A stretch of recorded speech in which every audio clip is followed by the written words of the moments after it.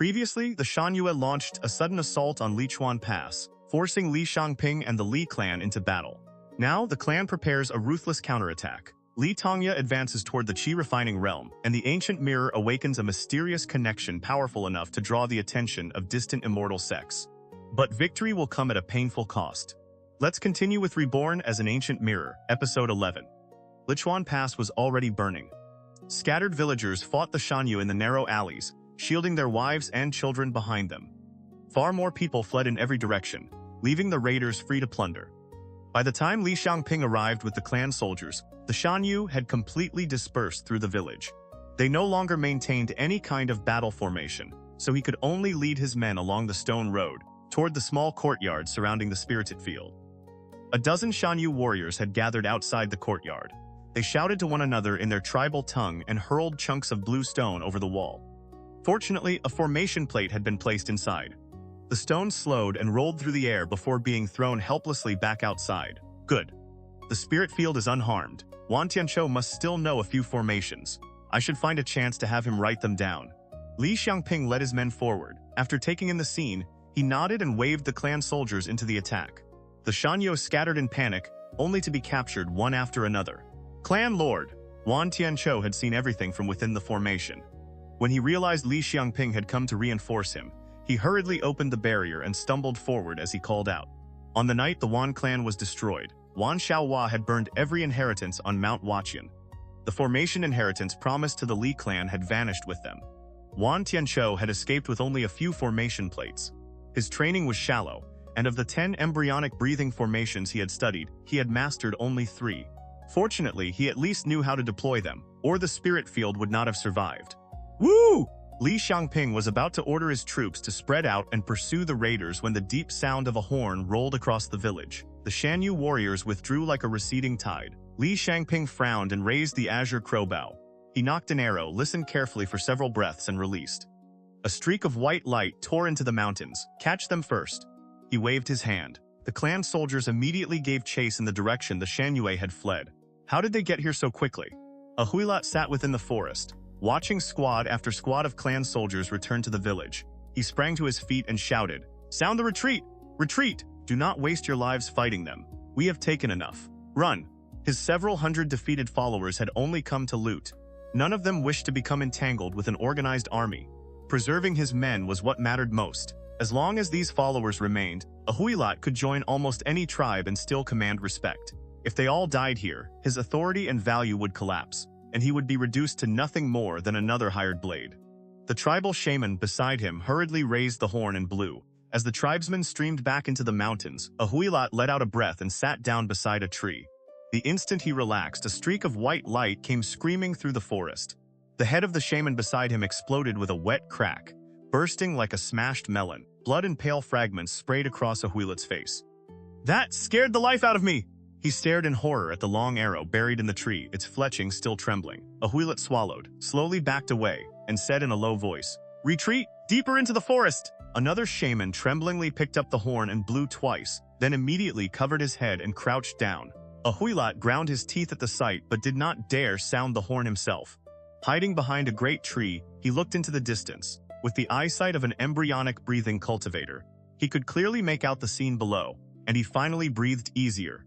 The clan soldiers at the foot of the mountain had become entangled with the rear guard. Nearly 100 men had fallen into a writhing mass of curses and pleas for mercy. With those 100 captives obstructing the pursuit, the Shanyue finally slipped into the forest. The clan soldiers were now burning with fighting spirit and looked ready to chase them among the trees, but gongs suddenly sounded from the village. The troops hesitated, halted the pursuit, and turned back with their prisoners. Damn it. Those people are terrifying. A Huilat cursed bitterly, then led his followers deeper into the mountains. After fighting for a time and watching the last of the Shanyue vanish into the forest, Li Xiangping finally ordered his men to withdraw. The sight of several dozen prisoners eased a little of the anger in his chest. Chen Erniu came walking slowly from the front of the village, his body drenched in blood. Li Xiangping cupped his hands and said gravely, "You have worked hard, Steward Chen." Cough, cough. I would not dare claim any merit. Chen Erniu coughed twice and hurriedly declined the praise. Li Xuanyuan approached in armor, leading a group of Shanyue prisoners whose hands had been bound behind their backs. Li Xiangping nodded and said quietly, Xuanyuan, remain here with the men and rest. This cannot end like this. We cannot allow several hundred Shanyue to carry away the wealth and children of Lichuan Pass without paying a price. He raised a hand. Li Yisheng had already arrived at Lichuan Pass with several villagers and hurried toward the forest. I will return to Mount Lijing, reorganize the troops. Men must remain here to stand watch through the night. Everyone obeyed. Li Xiangping immediately turned back. No sooner had he reached Mount Lijing than Li Tongya emerged from seclusion in haste. His spiritual power was full and complete. He had reached the peak of the embryonic breathing realm. Second brother has come out of seclusion. Then this matter is far more certain. Li Xiangping smiled through clenched teeth, anger still burning in his eyes. He changed his clothes and entered the ancestral hall. After 3 bows and 9 kowtows, he passed the incense table covered with offerings, fruits, and candles. He bowed respectfully to the mirror resting upon the stone pedestal and invited the Dharma mirror down. Be careful. The aged voice came without warning. It was his father, Li Mutian. Li Mutian had grown so thin and withered that he scarcely resembled the man he had once been. He sat quietly in the courtyard and spoke in a hoarse voice before drawing another heavy breath.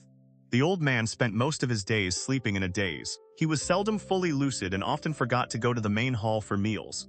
Li Xuanfeng had to come and call him every day. Yet his hearing remained strangely sensitive to footsteps. Li Xiangping had only just entered the courtyard when the old man woke. Yes, father? Li Xiangping looked at him, and worry rose in his heart. He did not know how much longer his father could endure. Reluctance and sorrow briefly showed on his face. Biting his lip, Li Xiangping left the rear courtyard and said to Li Tongya, "We will not use the tie-in profound light. We only need the mirror's ability to perceive near and far. We will strike the Shanyue before they can react." With the mirror in hand, even if a chi-refining cultivator appears, we should still be able to retreat safely. Very well. Li Tongya followed him down the mountain. As they traveled, he listened to his younger brother recount everything that had happened over the past several days, his face growing increasingly grave. At last, he nodded thoughtfully. The two rushed without rest to the military camp. The night was still deep. The villagers and clan soldiers slept in uneasy exhaustion with cloth wrapped over their faces. 2 heavy blows rang from the gong. Everyone sprang awake. They threw on armor, seized sabers and shields, placed pills in their mouths, and tied cloth across their faces to prevent them from falling out. In moments, the troops had assembled. Li Xuanyuan and Li Chuyang gathered their forces nearby. Li Xiangping closed his eyes and rested a hand lightly against the mirror. The entire mountain and everything upon it unfolded clearly within his perception. He drew the azure crow bow. Several streaks of light shot into the mountain forest, killing the Shanyue sentries left behind to keep watch one after another. Only then did Li Xiangping sling the bow across his back and shout, "Move!" A Huila gathered all the treasure and captives they had seized into one place. He first counted the grain and valuables. Only then did he inspect the captives carefully. He pulled the most beautiful woman into his arms, and when he saw her trembling, he laughed loudly. Women from the settled lands really are beautiful. The tribesmen around him roared with laughter. A Huila joined them, then said bitterly, "If that starving wolf Jia Nixi had not marched east, how could we have fallen this far? Damn him." A great camp of 3,000 people was destroyed in his hands. The moment Jia Nixi's name was spoken, the laughter died. Fear and hatred filled the painted faces around him. Someone whispered, "The people in the south say Jia Nixi was born to become the Yu-Wolf King and unite the northern foothills. I even heard he was born from a woman mating with a wolf. Savage as a wolf, cunning as a fox, marching east under the command of his ancestors." A Huilot shuddered and hurriedly cut the man off. "What nonsense are you spouting? You will bring us bad luck." He raised his cup and shouted, "Drink, we have just plundered the Li tribe. Why should we not celebrate? Come, every man gets a captive." The tribesmen immediately brightened and began shouting excitedly.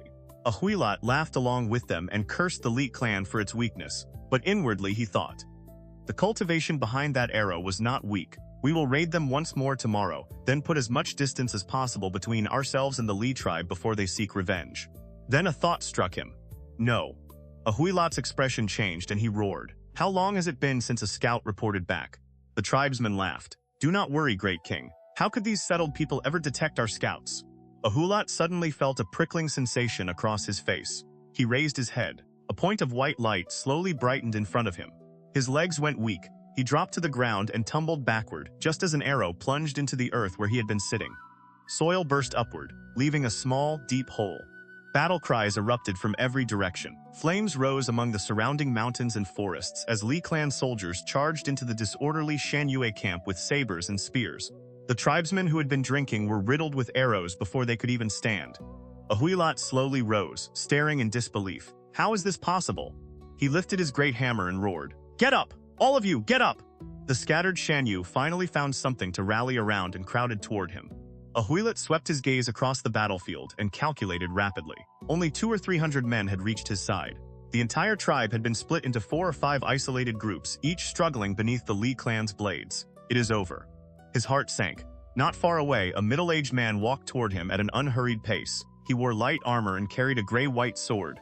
A faint radiance spread across the blade, and sharp gray light pulsed along its edge. A Huilat's eyelid twitched violently. Damn it! The man took a single light step and crossed the distance in an instant. His sword thrust straight toward a Huilat. A Huilat hurriedly raised his hammer to block. The impact nearly tore the weapon from his hands, and pain surged through his internal organs. His heart lurched. The man's cultivation was far above his own. Elsewhere, Li Xuanyuan cut down a Shanyue warrior with a single stroke. At the 3rd stage of embryonic breathing, he was like a fully armed adult thrown among children in this chaotic battlefield. A sweep of his saber sent 3 or 4 men flying. A casual punch could kill. 12 elite clan soldiers remained close around him, guarding their young clan lord, and coldly watching every direction. Li Xuanyuan gave himself fully to the slaughter. The violence buried within his nature seemed to awaken. His eyes turned red as he seized an elderly Shanyue and prepared to throw him aside. Then he met the old man's gaze. White hair, deep wrinkles, terror-filled eyes. The sight struck Li Xuanyuan like a hammer blow. His limbs went numb. The man in his hands was old enough to have been his grandfather. For a moment he froze. Tears ran down the old Shanyue's face. He gave a hoarse cry and bit down on Li Xuanyuan's arm. Li Xuanyuan struck him in return, shattering his teeth. That impact was like a second hammer blow. Startled by his own reflex, Li Xuanyuan twisted and drove the man down with force. The old man's bones cracked. He collapsed to the ground as blood, filth, and urine spilled beneath him. A scream unlike any human sound tore from his throat. His hatred-filled eyes remained fixed upon Li Xuanyuan. Tears trembled in the young man's eyes. His head spun. He stood motionless for 2 breaths as a terrible cold entered through the crown of his head and sank down his spine. The world before him suddenly became silent. The shouting and chaos receded into the distance. For 15 years, the true face of this world had remained veiled from him. Now at last, one corner of that veil had been lifted. So, this is what it is. Li Xuanyuan slowly drew the broad saber at his waist. The excitement had left him. Only calm remained. Without another word, he killed every enemy who rushed toward him. Not far away, several tribesmen screamed in terror. "Great King! Run, Great King!" A Huilat shook his head. He blocked another sword strike from Li Tongya, and the great hammer flew from his hands. He cursed. "How am I supposed to retreat? We are surrounded. Where could we possibly run?" Watching his people fall one after another, a Huilat clenched his teeth and shouted, "Stop! Stop! I surrender!" The gray radiance on Li Tongya's sword slowly faded. He stood silently, staring at a Huilat. The surrounding tribesmen immediately crouched and covered their heads with practiced ease. The Li soldiers were briefly stunned, then orders rang across the field. "Those who surrender will not be killed. Those who surrender will not be killed." Weapons dropped one after another.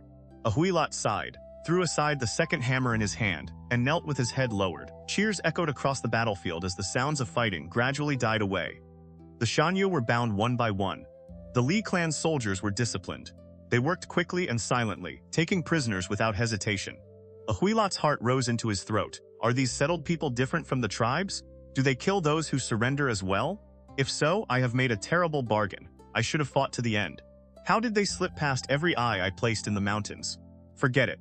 It is over now. As he stared at the ground in despair, a pair of gray wolfskin boots stopped before him. A Huilat hurriedly looked up with a flattering smile. What he saw was a sharply defined face, narrow brows, and a pair of fierce eyes. Jia Nixi? His heart convulsed, his lips trembled, and he nearly leapt up from the ground. For an instant, the shock inside him was beyond words. Only after looking carefully did he realize that those eyes were not savage. They were calm, dark, and gray. Li Xiangping looked down at a Huilat's ingratiating expression. His gaze settled upon the man's thick neck. This man may still be useful, but he is cunning and disloyal, while the Shanyue under him are wild and unruly. If I handle them poorly, they may injure my own people instead. A Huilat saw Li Xiangping's gaze moving repeatedly across his neck. A chill ran down his back. His thoughts raced as he searched for a way to preserve his life. He said mournfully, "Great King, Jia Nixi slaughtered our people and forced us to march east. We seek only a place to survive. Spare our lives. Jia Nixi will certainly continue east within 10 years. We can still be useful to you?" Li Xiangping smiled and waved a hand. Li Xuanyuan and Li Chuyang stepped forward and restrained a Huilat. Li Xiangping turned and ordered, "Return the stolen property to each household." Escort all these Shanyue prisoners away. As for you, you will remain under guard on Mount Lijing for the time being." Chen Ernu stood behind the crowd and watched Li Xiangping and Li Tongya walk away together. He clicked his tongue and shook his head, then looked at Chen Sanxue, who stood behind him with his head lowered. "I was beaten into obedience by Li Mutian, and that was already bad enough. Yet at least he raised capable sons. That fool Li Yesheng cannot even compare to even Li Xiaowen. At least Li Xiaowen understands how things work. He has spent these past years guarding Lichuan Pass with proper caution." The thought of Li Mutian dampened Chen Ernu's mood. He raised his head toward distant Mount Lijing, his expression complicated, and muttered, "Why has that old wolf still not died? Did he swallow some immortal medicine? He has sat silently upon that mountain for more than 10 years, and his existence alone keeps everyone frightened. Speak." Li Xiangping sat in the main seat, drinking hot tea with a faint smile. Li Tongya stood beside him with a sword in hand, his eyes fixed intently upon a Huila, who knelt obediently below. Li Xiangping asked, "What kind of man is Jia Nixi?" Sweat covered a Huila's head. He raised his eyes and stared at Li Xiangping for so long that Li Tongya frowned. Li Xuanyuan, standing behind him, struck the back of his head hard with the hilt of his saber. A Huila jolted back to awareness, lowered his head, and answered in a trembling voice, "Jia Nixi. Jia Nixi is a man much like you, great king." Terror surged through a Huila's heart. Though their faces are different, their bearing and expressions are almost exactly the same. Both are commanders like hawks, circling high above, looking down hungrily upon everything beneath them. He was still thinking when the back of his head was struck again. A Huila looked up resentfully and saw Li Xuanyuan's face reddening with anger. "He is only a Shanyue chieftain. How could he possibly compare to my uncle?" Li Xiangping frowned and waved him silent. "Enough useless words. How many troops does Jia Nixi command? How strong is he? How many shamans serve beneath him?" A Huila hurriedly kowtowed and answered with a flattering smile. "When we were driven from our ancestral lands beneath the northern foothills, Jia Nixi had already united 10 tribes. He should command 3,000 or 4,000 warriors. Jia Nixi himself is a chi-refining cultivator. 2 human shamans under him can also consume the spiritual energies of heaven and earth. Between the tribal warriors and shamans, he has more than 10 embryonic breathing cultivators. 4,000 soldiers, 3 chi-refining cultivators. More than 10 embryonic breathing cultivators." Li Xiangping and Li Tongya exchanged a glance. Both saw the gravity in the other's eyes. The Li clan had spent years recovering and expanding, yet the combined population of its 4 villages had only just reached 10,000. At most, they could maintain 1,000 proper clan soldiers. In an emergency, they might forcibly gather another 1,000 or 2,000 villagers with only the most basic ability to fight. Jia Nixi may be even harder to deal with than Ji Dongxi. Li Xiangping sighed inwardly, but his expression remained unchanged. He gently set down his teacup and asked, "You Shanyue hunt for a living. Do you know how to farm?" A Huila hesitated. "A little. We know how to grow medicinal herbs, cotton, and a few other things." "Very well." Li Xiangping stroked his chin. "Your remaining 500 or 600 followers will be distributed among the villages as hired hunters. Those with useful skills may work as tanners, carpenters, or other craftsmen. Arrange them properly. Fortunately, your raid did not cause too many deaths, so the villagers do not yet hate you beyond reconciliation. Conduct yourselves well. Do not create disorder." A Huila knelt and nodded rapidly. "My followers once hunted and lived peacefully within our own camp. If our homes had not been destroyed, we would never have marched east and become raiders. I will make certain they obey." A Huila, "You will begin by cultivating spirit rice beneath Mount Lijing." Li Xiangping rose and smiled. "I will send someone to teach you our writing and show you how to tend the spirit rice. You possess cultivation at the 4th stage of embryonic breathing. It would be wasteful to kill you without gaining anything." King Chi Peak. Xianbai knelt silently before a stone door carved with intricate spiritual patterns. His lips were pressed tightly together, and he stared at the formation before him with a complicated expression. "Ancestor, I beg you to withdraw the order." His clear voice echoed through the cave dwelling and slowly faded into the wind. "Wanbai, why must you do this?" A heavy, aged sigh sounded from beyond the stone door and reverberated through the cave. Yuanbai closed his eyes. Weariness crossed his face, but he opened his mouth and repeated, "Ancestor, I beg you to withdraw the order." The figure beyond the stone wall remained silent. Resolve hardened in Yuanbai's eyes. "Kingwei Peak will not go to the southern border." "Absurd!" The roar exploded beside his ears like thunder. Blood flowed from both of Yuanbai's ears. He gave a cold laugh and continued, "Do you think I do not know what you intend? You simply want to swallow Qijing whole, yet you dress it up as a demand for additional manpower. To speak plainly, the great cauldrons prepared for the demon kings of the southern border have already been heated. You have already negotiated exactly how many treasures and spiritual resources the southern border will offer in exchange, have you not? See Yuan Bai. You dare! The pressure of the Purple Mansion realm descended without warning. See Yuan Bai spat out a mouthful of blood. He wiped the corner of his mouth with difficulty and said through clenched teeth, "When you sent Yu Shi away, you said it was to gather the final one of 12 portions of Taiyin moonlight. I begged you for 156 days. You told me that would be the last time, and I actually believed you." Silence! A heavy force struck Si Yuanbai and hurled him into the stone wall. He coughed up blood again, then began to laugh. Qingqi Immortal Sect. What a magnificent Qingqi Immortal Sect! What a magnificent immortal sect! His long hair had come loose and hung wildly around him. The normally gentle and refined man rose with bloodshot eyes as powerful spiritual energy surged around his body. Si Yuanbai, your heart has been invaded by inner demons. We will not hold your words against you. The old, heavy voice sounded once more and forcibly suppressed him. Seal his cultivation. Imprison him in the tower. When Lu Jiangshan was returned to the stone pedestal, he silently spread his divine sense through the surrounding courtyard. He watched Li Mutian slowly enter, lean against the doorway, and close his eyes as he struggled for breath. A flood of emotion suddenly rose within him. So much time has already passed. On the day Li Xiangping pulled the Dharma mirror from the river, Li Mutian had still been a stern clan chief, his weathered eyes filled with strength. Now he was over 70, so old that every step had become difficult.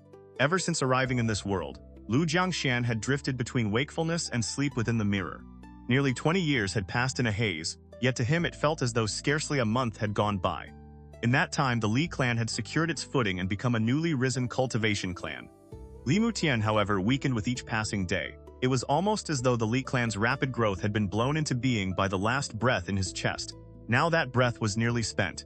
Lu Jiangshan's divine sense swept over the old man and clearly perceived his fading vitality. Li Mutian would not survive more than a few days. Yet he appeared at peace.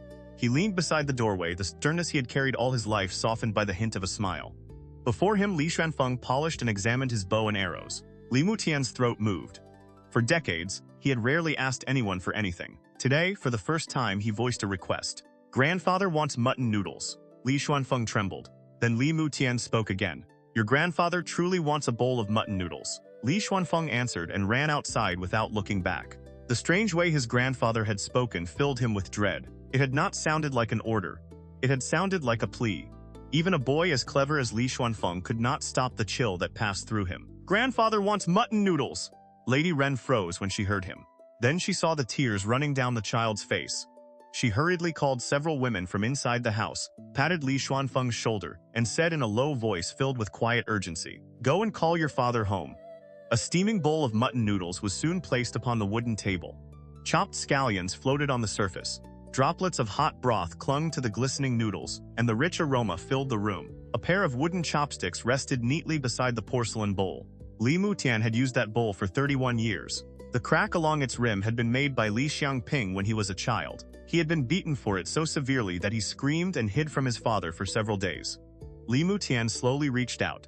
His trembling fingers closed around the chopsticks, and he lifted a mouthful of noodles. The mild sour heat, the rich mutton broth, and the familiar fragrance made his limbs shake. He choked and began to weep.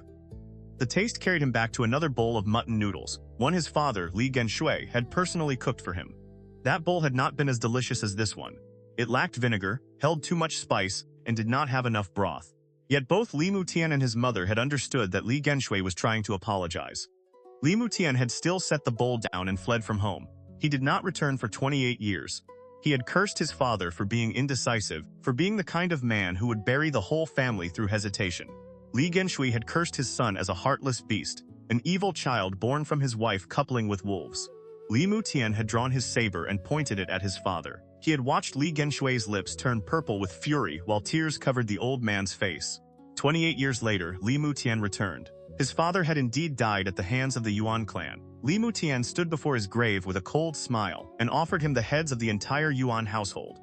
Then he kowtowed without expression. On many nights afterward, he would wake to find his pillow wet. Those memories passed through Li Mutian's mind in only a dozen breaths. He managed a single mouthful of noodles before collapsing. It felt as though a burning coal had been driven into his chest, scorching his flesh until it convulsed. A blade twisted inside his abdomen, sending pain from the crown of his head to the soles of his feet. The burning coal leapt from his chest into his mouth. His tongue and throat dried instantly. His limbs stiffened so badly that the women around him could no longer support his weight. "Grandfather! Grandfather!" Li Mutian faintly heard Li Xuanling sobbing. The boy was Li Tongya's eldest son. Though only 5 years old, he was unusually calm and steady, much like Tongya had been as a child. Li Mutian became anxious. He tried to move his tongue and make some sound to reassure the boy that he was all right. Only a few hoarse, animal-like cries emerged. "Carry him to the bed, quickly!" Lady Ren shouted through her tears. Only a few years had passed since she had buried her own father, Ren Pingan. Now she could see that the old man before her was nearing his end. Whatever happened, she could not allow him to die upon the cold floor. She called the others to lift him. "Where is mother?" Tianyun asked in panic. Then she remembered that Li Mutian's wife, Lady Liu, had gone down the mountain to visit her maternal family some time ago. They carried Li Mutian's rigid body to the bed and began rubbing his arms and legs in helpless confusion. Watching from the rear courtyard, Lu Jiangxian felt a complicated ache. He hurriedly cast a tranquil heart art, then sent out a strand of moonlight power to hold the old man's life in place for a little longer. Only when he saw Li Xiangping and the others rushing up the mountain did he withdraw his power. His lifespan has reached its end. Lu Jiangxian felt Li Mutian's aura weakening with every passing moment.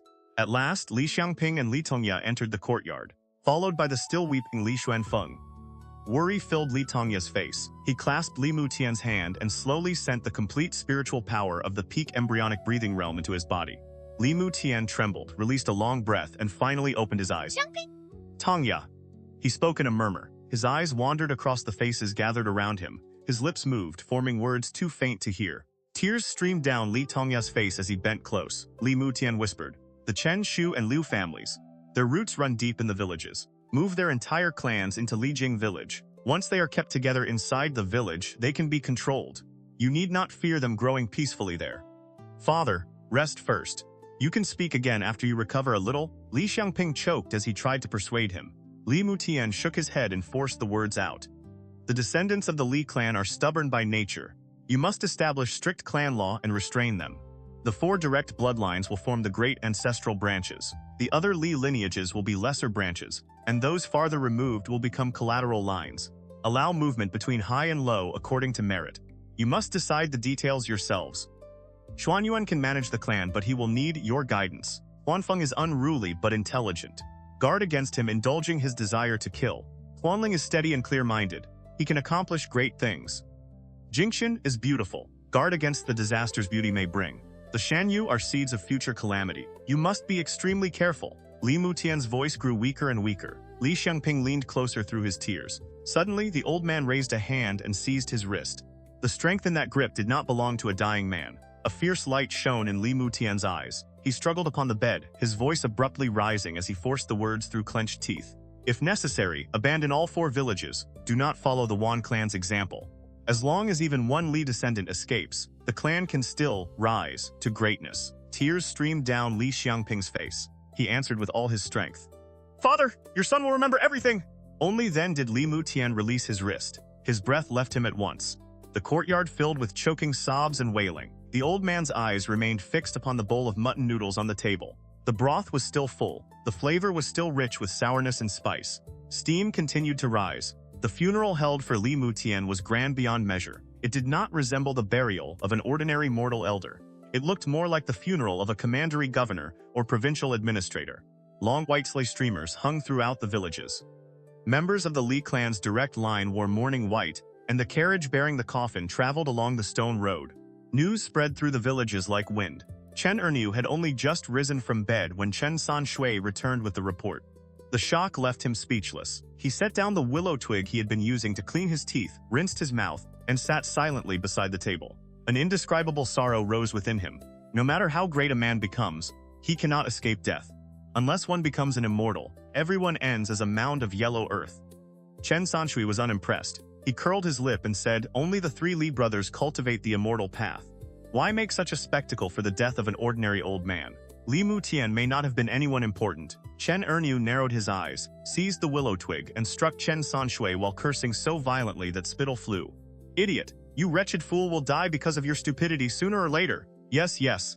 4th brother is the finest of us all. So what if the rest of us were born without spiritual orifices?" Chen Sanshui muttered under his breath, picked up his bowl and chopsticks, then slammed them back onto the table. Ignoring Chen Erniu's dark expression, he walked out of the courtyard alone. Mount Lijing. Lu Jiangxian looked across the grass-filled courtyard. The chair where Li Mutian had always sat in the rear yard was empty. A desolate feeling touched his heart as he watched the old man being buried. Then his divine sense stirred. A streak of light approached rapidly across the sky aboard a flying shuttle and stopped outside Mount Lijing's great formation. Xiao Yuanxi of the Xiao clan has come to pay a visit. Please open the mountain gate. Xiao Yuanxi waited outside. The mountain-protecting formation would have posed almost no obstacle to a cultivator at the 8th stage of qi refining, but he still stopped out of courtesy. Before long, Li Xiangping and Li Tongya opened the formation. Only then did Xiao Yuanxi enter the mountain courtyard. He saw the brothers dressed entirely in white, and the courtyard filled with mourning colors. The smile faded from his face. He asked solemnly, "Was it the old master?" The brothers nodded. Xiao Yuanxi sighed and offered his condolences before speaking quietly. "Qijing and I will leave for the southern border in a few days. We may have no news for several decades." Junior brother secured an orthodox key refining cultivation art and a key gathering method for your clan. Since I was already returning home, I brought them with me. This is the third-grade rivers converging into one qi art. It requires the cultivator to consume pure river qi. To gather it, find a place where waterways intersect and cattails grow thickly. At dawn or dusk, clear qi rises while turbid qi sinks. Use the key gathering method at that moment. Under ordinary conditions, you may gather 1 strand every 6 months. 10 strands make a complete portion. Xiao Yuanxi tapped his storage pouch and removed several jade slips. This is the second-grade Azure Spirit Origin art. It uses lesser Azure spiritual qi, which can be gathered from ordinary spiritual energy. It is inferior to the rivers converging into one key art, but still somewhat better than the common methods sold in markets. Li Tongya hurriedly accepted the slips and thanked him softly. Then Xiao Yuanxi sighed.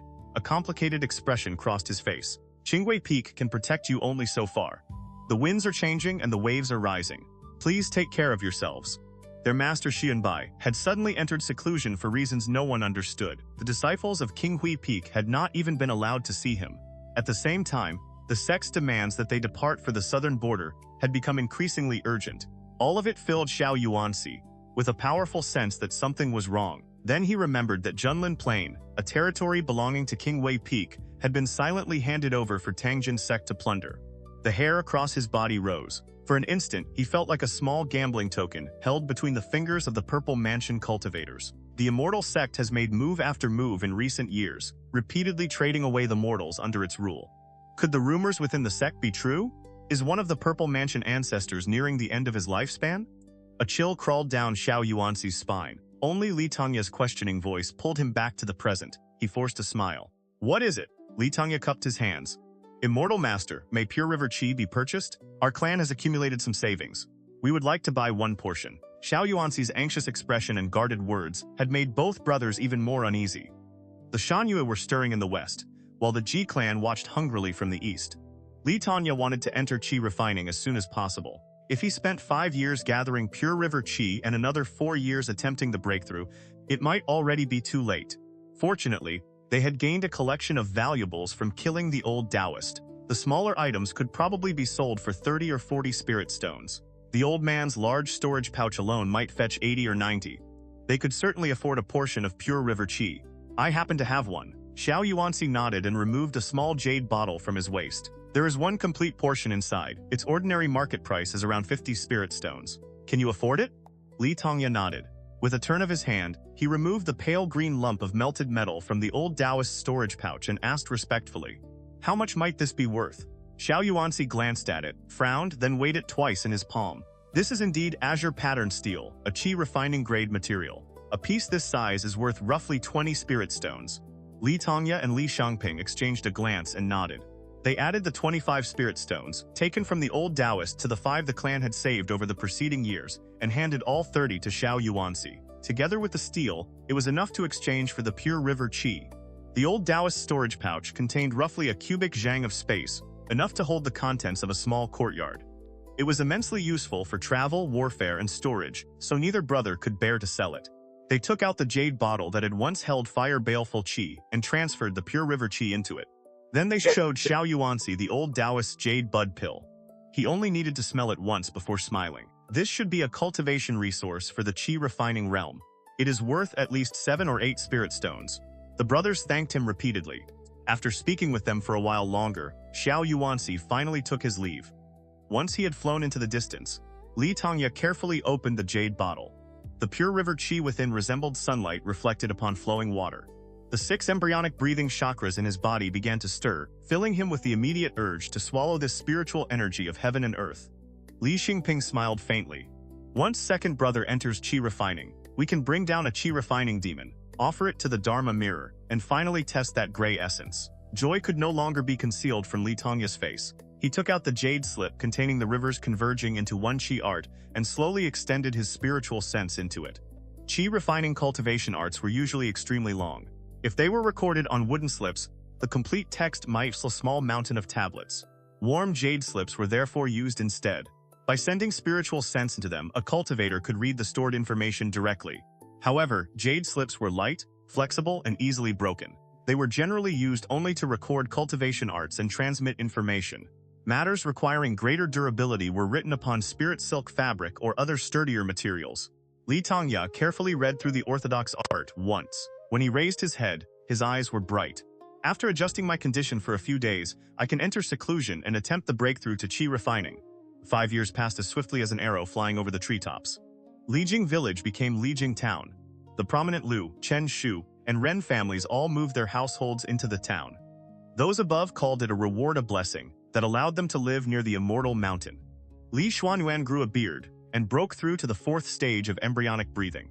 Forming the azure origin chakra, Li Xiangping assigned him to manage clan affairs. The former gentleness and youthful innocence had faded from the young man's bearing. In their place was a calm maturity that had begun to make the younger Li disciples instinctively fearful. The most frequently discussed figure in Lijing town, however, was 12-year-old Li Xuanfeng.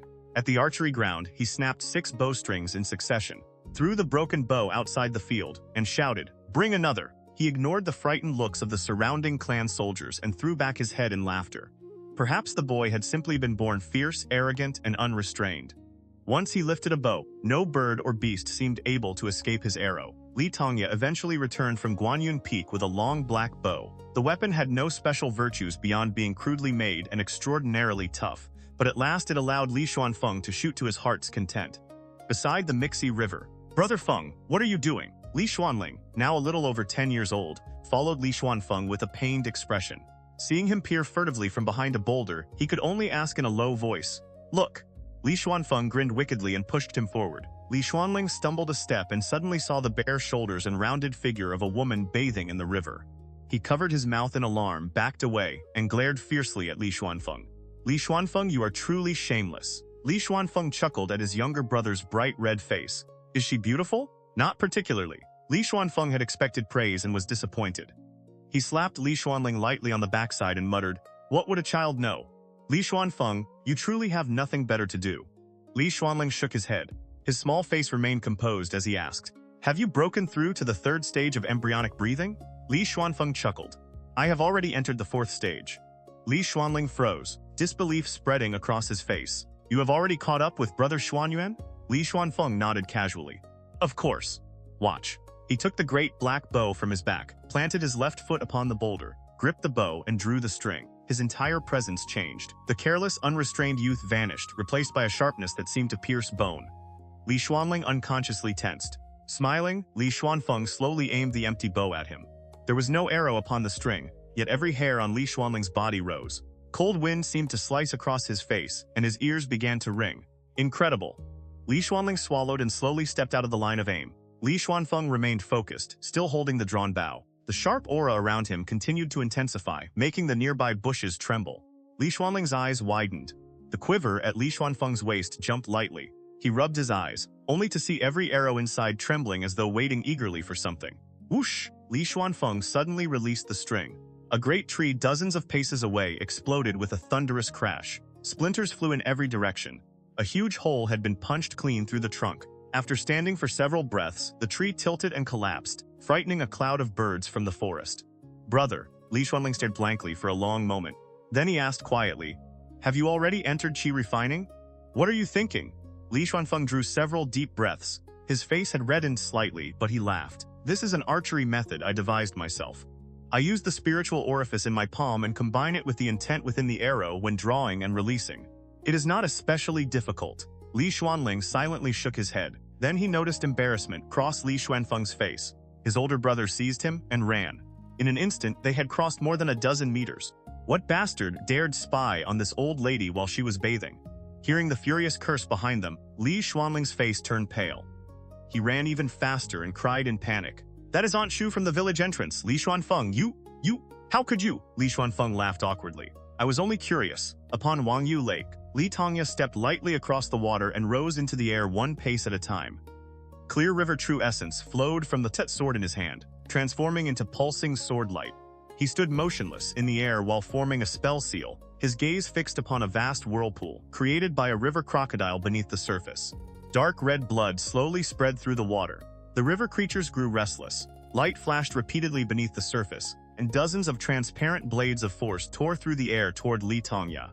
He stepped forward and avoided most of the attacks.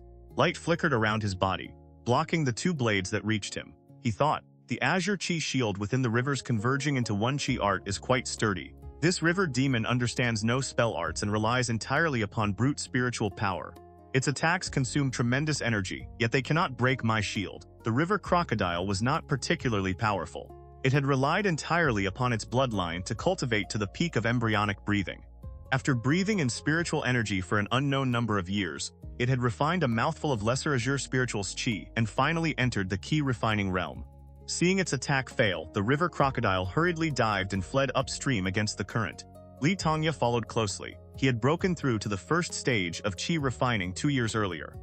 Wanting to kill a chi refining demon as an offering to the Dharma mirror, he had searched the mountains for more than a year. Every demon he found was either cunning as a fox or overwhelmingly strong. Now that he had finally discovered this clumsy river crocodile, he naturally would not allow it to escape. A chi refining cultivator could walk through the air.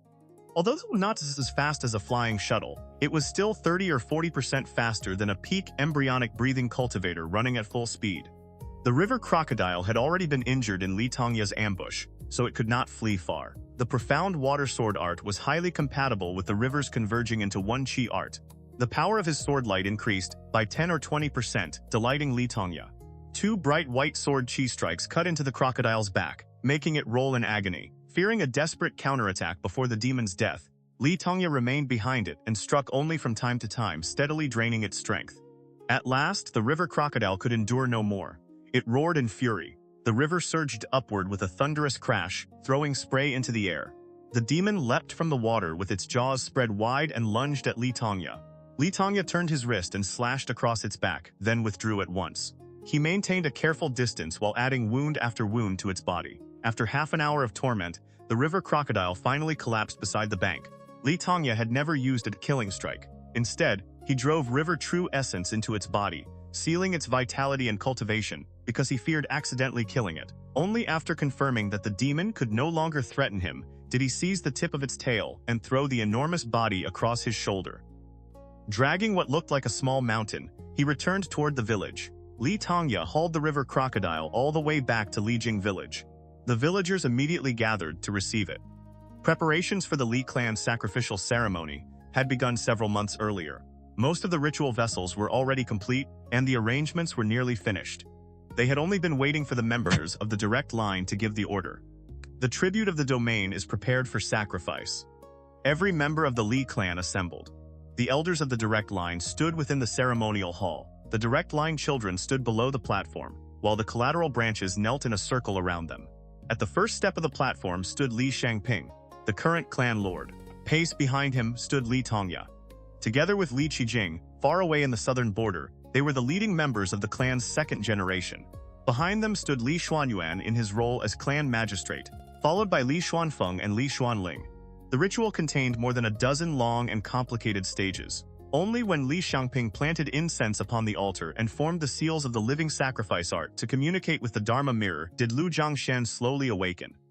The Li clan of Lijing offers pure wine and ordered tribute. Year after year, our incense has never ceased. Upon the northern reaches of Mount Li, we gather the spring harvest and the autumn grain. We drive away insects, end drought, slay snow demons, and remove all harm from the fields. At the 3 origins and 6 festivals, we have shown no disrespect.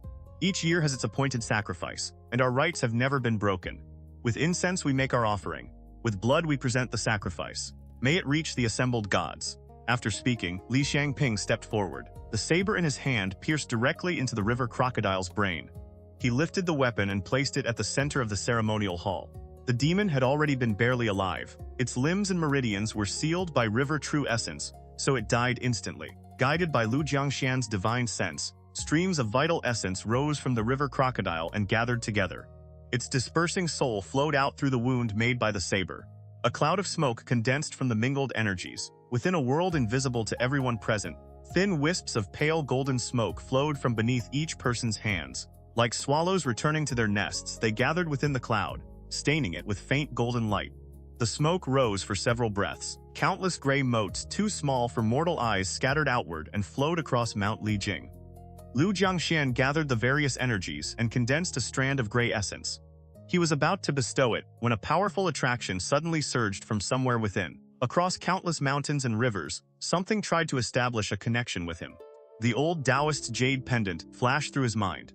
Startled, Lu Jiangxian immediately concealed his aura, severed the connection, and even withdrew his divine sense completely into the mirror. That distant presence slowly descended. It lingered around the area for some time before finally retreating in unwilling frustration. Jinyu Sect. Jinyu Sect was one of the three great sects of Yu State, standing alongside Qingxi Sect and Shuyue Sect. Its disciples specialized in controlling artifacts. The sect's principal mountain was called Jinyu Peak. At its summit hung a Xiangming talisman that swayed in the wind. Rumor claimed that 6 strands of sun essence were sealed within it, making it especially effective at suppressing demons and evil beings. A cave dwelling stood upon Jinyu Peak. A purple mansion cultivator was almost always secluded inside, and brilliant violet smoke frequently drifted from its entrance. For that reason, the disciples called it Purple Mist Cave. At this moment, Purple Mist Cave was in complete chaos.